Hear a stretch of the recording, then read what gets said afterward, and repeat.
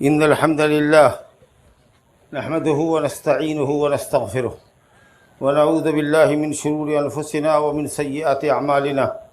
من يهده الله فلا مضل له ومن يضلل فلا هادي له.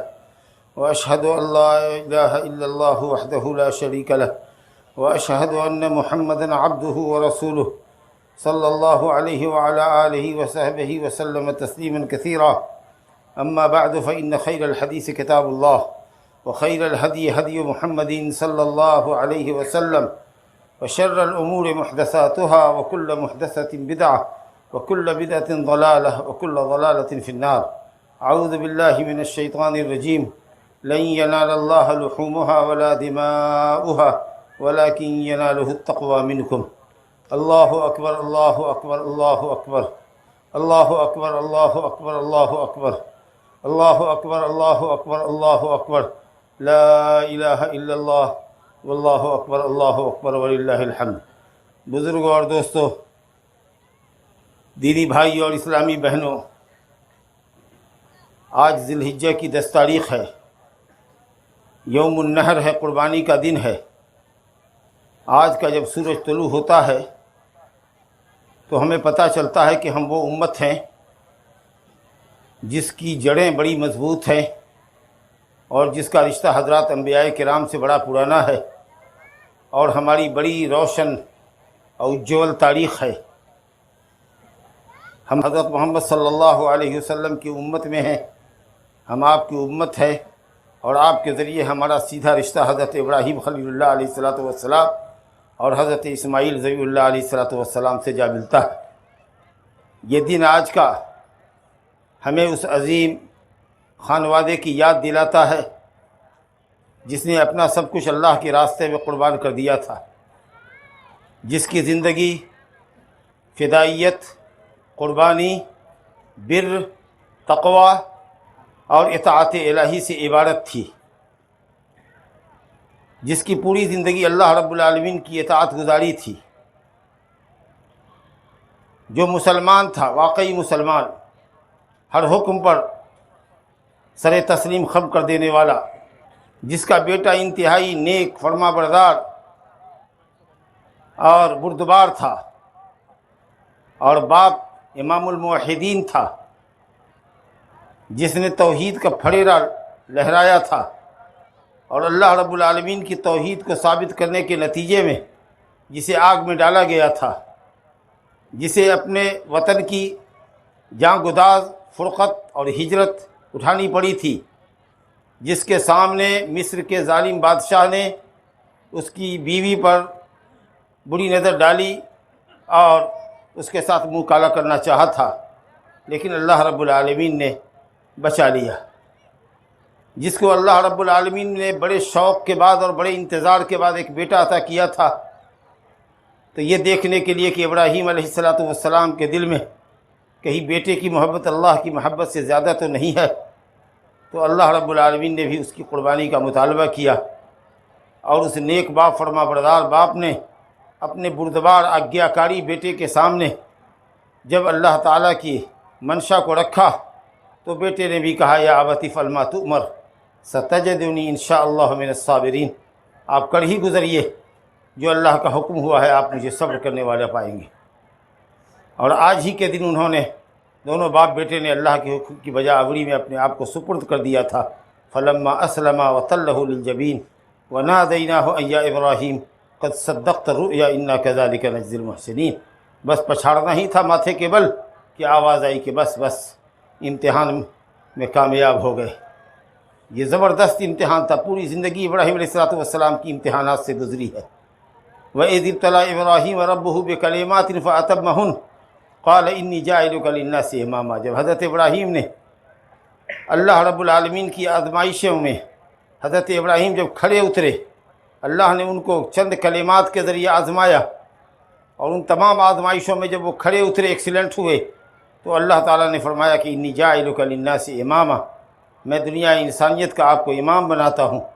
اور تاریخ گواہ ہے کہ حضرت ابراہیم علیہ الصلوۃ والسلام کے بعد سے لے کر حضرت محمد مصطفیٰ صلی اللہ علیہ وسلم تک جو خاتم الانبیاء والمرسلین ہیں، تمام انبیاء کرام اور جو بھی کتابیں اس کے بعد آئی ہے، توریت، انجیل، زبور، صحف ابراہیم و موسیٰ اور قرآن مجید، وہ سب ساری کتابیں اللہ تعالیٰ نے حضرت ابراہیم کی ذریت کو عطا فرمایا۔ بزرگوں اور دوستو، آپ جانتے ہیں کہ اللہ نے مسلمانوں کو 2 عیدیں دی ہیں، اور دونوں عیدیں 2 بڑی عبادتوں سے جڑی ہوئی ہیں۔ عید الفطر جو ماہ رمضان کے روزے کی فرضیت کو ادا کرنے کے بعد بطور شکرانہ آتی ہے، جس میں ہم اپنی خوشی اور مسرت کا اظہار کرتے ہیں، اچھے اچھے نئے کپڑے پہنتے ہیں اللہ کے فضل و کرم سے، اچھا کھاتے پیتے ہیں، اپنے بال بچوں پر کشادگی کرتے ہیں، اور فقراء اور مساکین کو بھی آج کے دن خوشیوں میں شریک کرنے کے لیے صدقۃ الفطر ادا کرتے ہیں۔ دوسری عید جو ہماری عید الاضحیٰ ہے، عید النحر ہے، قربانی کی عید ہے، جو بڑی عید ہے، کیونکہ آج 10ویں تاریخ کو یوم الحج الاکبر کہا گیا ہے، حج کا بڑا دن۔ آج کی جو یہ عید ہے، یہ بڑی عظیم عید فریضہ حج سے متعلق ہے۔ حجاج کرام بھی حالت احرام میں اپنے بال ناخن نہیں لیتے۔ ہم کو بھی یہ حکم ہے کہ جس کا ارادہ قربانی کرنے کا ہو، ذی الحجہ کا چاند دیکھنے کے بعد وہ اپنے بال ناخن نہ لے، یہاں تک کہ وہ اپنی قربانی کر لے۔ تو قربانی کر لے تو اس کے بعد بال ناخن لے۔ اگر کسی شخص کو کئی قربانی کرنی ہو، کئی دن میں کرنا ہو، تو پہلی قربانی کے بعد وہ بال ناخن لے سکتا ہے۔ اس طریقے سے ہماری مشابہت اور مشارکت حجاج کرام سے ہو رہی ہے کہ جس طرح سے وہ حالت احرام میں بال ناخن چھوڑے رہتے ہیں، ہم بھی چھوڑے رہتے ہیں۔ 10 تاریخ کو جس کو جمرہ عقبہ کہتے ہیں عام اصطلاح میں، جس کو لوگ عوام الناس بڑا شیطان کہتے ہیں، اس کو 7 کنکڑی مارنے کے بعد قربانی کرتے ہیں، بال ناخن کاٹتے ہیں۔ ان کے اوپر عید کی نماز نہیں ہے، مشغولیت کی وجہ سے ہم لوگ بھی پہلے عید کی نماز ادا کرتے ہیں، اس کے بعد جا کر قربانی کرتے ہیں۔ وہ کنکڑی مار کے قربانی کرتے ہیں، ہم عید کی نماز پڑھ کے 2 رکعت قربانی کرتے ہیں۔ یہی طریقہ ہے آج کے دن، طریقہ یہی ہے۔ ان اول ما نبدا به في يومنا هذا ان نصلي ثم نرجع فننحر۔ آج کا کام پہلا یہ ہے کہ ہم پہلے 2 رکعت نماز پڑھیں، اس کے بعد اپنے گھروں کو جائیں، پھر قربانی کریں۔ من فعل هكذا یا من فعل هذا فقد اصاب سنتنا، جو اس طریقے سے قربانی کرتا ہے وہ نبی کے طریقے کے مطابق کرتا ہے، اور جو نماز سے پہلے قربانی کر دے اس کی قربانی نہیں ہوگی، اس کی قربانی نہیں ہوگی، پھر اس کو دوبارہ قربانی کرنی پڑے گی۔ بزرگوں اور دوستو، جیسا کہ آپ نے قربانی کی تاریخ سمجھی، اور محمد صلی اللہ علیہ وسلم کی ہم امت میں ہیں، اور اللہ نے نبی کو بھی کہا ہے وَأَنِ اتَّبِعْ مِلَّةَ إِبْرَاهِيمَ حَنِيفًا، حضرت ابراہیم کے دین کی پیروی کیجیے۔ محمد صلی اللہ علیہ وسلم نے دین حنیف کی، دین ابراہیم کی پیروی کرتے ہوئے 10 سال مدینے کے اندر قیام فرمایا، اور 10 سال آپ نے قربانی کی۔ 2 بکرا کیا کرتے تھے، 2 بکرا کیا کرتے تھے، دونوں چت کبڑے ہوتے، میڈھے ہوتے، بکرا نہیں کرتے، میڈھے کرتے۔ معلوم ہوا کہ میڈھا بکرا سے افضل ہوتا ہے ثواب میں، تو میڈھا کیا کرتے۔ چت کبڑے ہوتے کا مطلب یہ ہے کہ کالا ہوتا، اس میں سفید بال بھی تھوڑی مقدار میں، سفید بال بھی کالے بالوں کے ساتھ ہوتے۔ دونوں بڑے سنگوں والے ہوتے، کیونکہ سنگ میڈھے کے اندر یا بکرے کے اندر یا کسی بھی جانور کے اندر خوبصورتی کی علامت ہے۔ دونوں موٹے تازے ہوتے، اور بعض روایت میں ہے سمینین، دونوں قیمتی ہوتے۔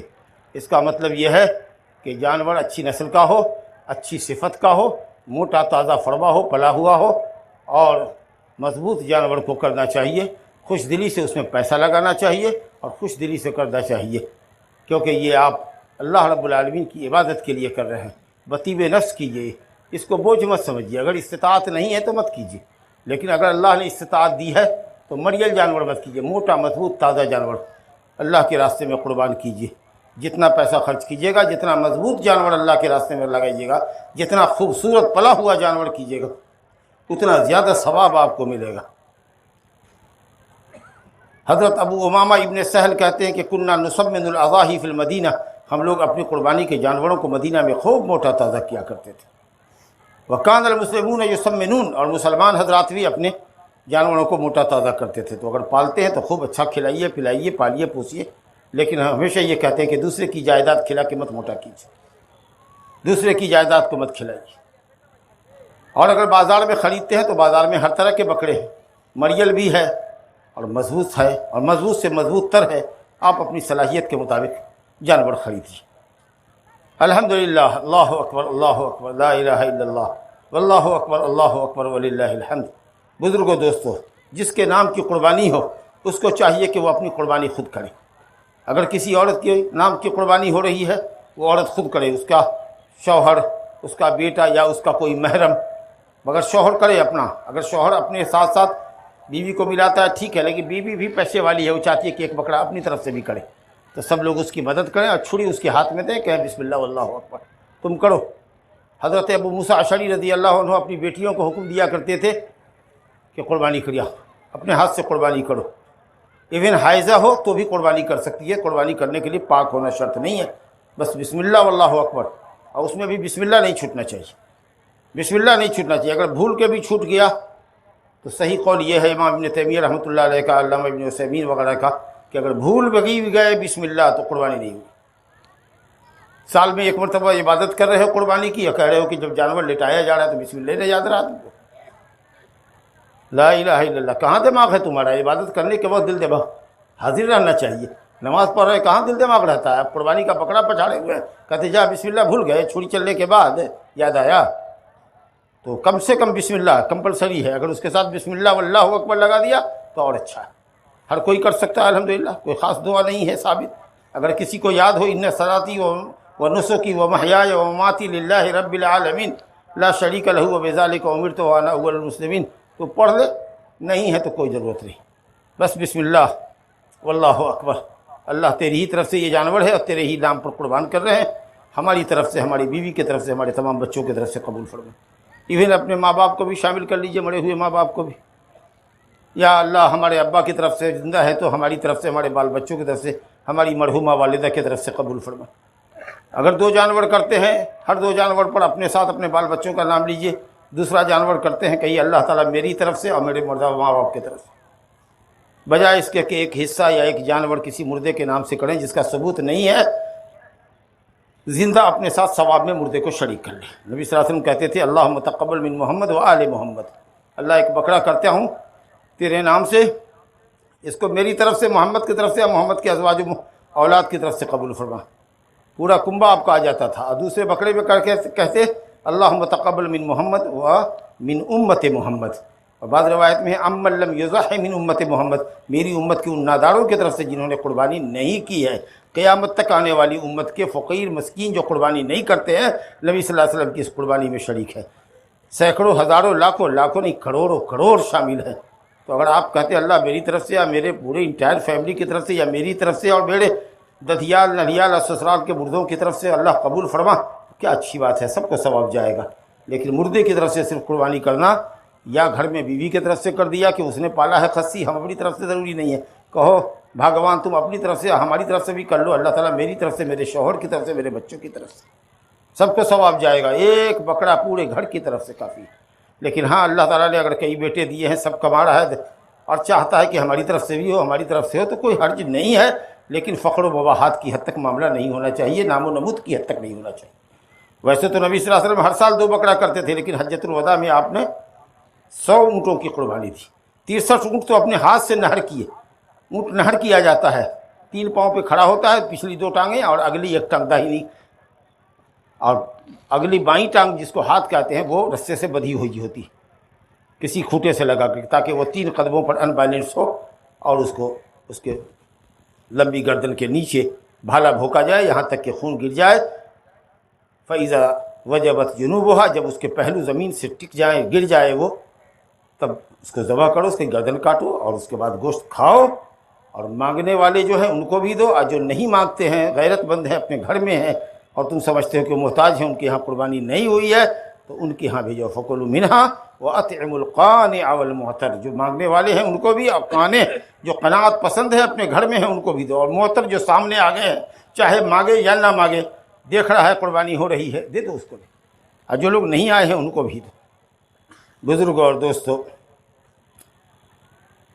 قربانی کا مقصد خود اللہ رب العالمین نے واضح کیا۔ جاہلیت کا طریقہ یہ تھا کہ جب وہ قربانی کرتے، ہر زمانے میں رہی قربانی، حضرت آدم علیہ السلام کے 2 بیٹوں کے درمیان کسی معاملے میں نزاع ہوا تھا تو دونوں نے اپنی اپنی قربانی پیش کی تھی، وہ پہلی دنیا کی قربانی تھی۔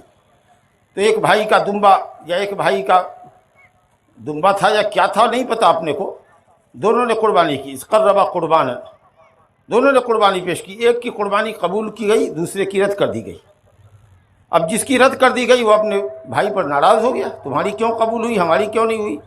بھائی نے کہا انما یتقبل اللہ من المتقین، اللہ متقیوں کی قربانی قبول کرتا ہے، مخلصوں کی قربانی کرتا ہے، جو دل سے اللہ رب العالمین کی عبادت کرتا ہے اس کی قربانی کرتا ہے۔ تمہارے اخلاص میں، تمہاری نیت میں کوئی نہ کوئی فطور اور کھوٹ رہا ہوگا، یہ کہنا چاہتا تھا۔ کہا نہیں، ہم تو تم کو قتل کر دیں گے کہ تمہاری قبول ہوئی اور ہماری نہیں ہوئی، بتائیے۔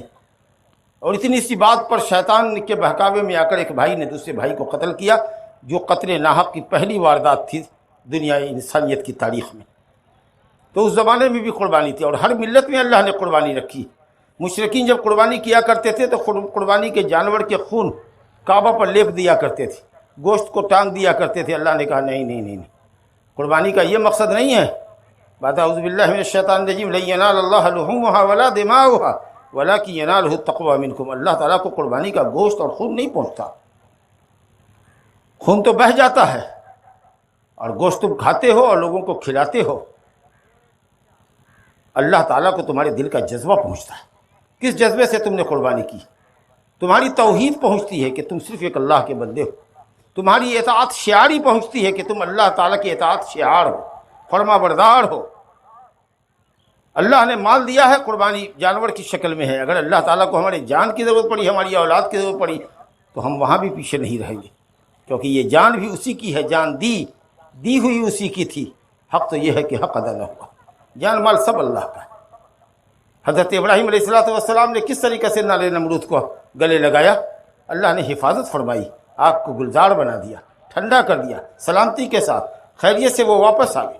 کس طریقے سے ابراہیم اپنی بیوی کا ہاتھ پکڑ کے حضرت سارہ کا لے کے نکلے تھے، ایک میاں ایک بیوی، دو آدمی اللہ کی زمین پر، اللہ کا بندہ، اور تیسرا بھتیجا لوط تھا جو ایک زمین پر تھا۔ اللہ رب العالمین نے کس طریقے سے ان کے خانوادے کو آباد کیا، کس طریقہ سے حضرت ابراہیم نے اپنی بیوی، دوسری بیوی ہاجرہ کو اور اس کے شیرخوار بچے کو مکے میں چھوڑا تھا، بے آب و گیا وادی میں، جہاں نہ کوئی آدمی تھا نہ کوئی پرندہ، کیسے وہ شہر آباد ہے، اور کس طریقہ سے لوگوں کی آستھائیں، لوگوں کے دل، لوگوں کے ارمان اس گھر کی زیارت کے لیے مچلتے رہتے ہیں۔ بزرگوں اور دوستوں، بڑی روشن تاریخ ہے۔ جو اللہ کے لیے جیتا ہے اللہ رب العالمین اس کی حفاظت کرتا ہے۔ جائیے خوش دلی کے ساتھ اپنی اپنی قربانیوں کو انجام دیجیے، اور جذبہ اطاعت اپنے اندر لائیے کہ جب اللہ رب العالمین کا جو حکم ہوگا اس حکم کی ہم بجا آوری کریں گے۔ انہی چند باتوں کے ساتھ ہم خطبے کو ختم کرتے ہیں، اور آپ سے یہ کہنا چاہتے ہیں کہ خود بھی کھائیے گا اور فقیر اور مسکین کو بھی ضرور یاد رکھیے گا۔ کلوا وتصدقوا وادخروا، آپ نے کہا کھاؤ بھی، صدقہ بھی کرو، اور جمع بھی کر کے کچھ رکھو۔ یہ نہیں کہ صاحب تھوڑا بوڑا دے دیا اور سب کچھ اپنے ہی ہضم کر گئے۔ تو جن کے یہاں قربانی نہیں ہوئی ہے آپ ان کو بھی قربانی میں شریک رکھیں۔ اللہ تعالی ہماری اور آپ کی قربانیوں کو قبول فرمائے، اور کثرت سے اس وقت سے لے کر کے نہیں بلکہ پہلے ہی عشرے کی پہلی تاریخ سے تھا 13 تاریخ تک، چلتے پھرتے اٹھتے جاگتے بستر پر بازار میں، اور فرض نمازوں کے بعد، نفل نمازوں کے بعد، ذکر و اذکار کرنے کے بعد کثرت سے اللہ سبحانہ وتعالیٰ کی تکبیر اور بڑائی بیان کیجیے۔ اللہ اکبر، اللہ اکبر، لا الہ الا اللہ، واللہ اکبر، اللہ اکبر وللہ الحمد، وآخر دعوانا الحمد للہ رب العالمین، صلی اللہ علی نبینا محمد وآلہ وصحبہ اجمعین۔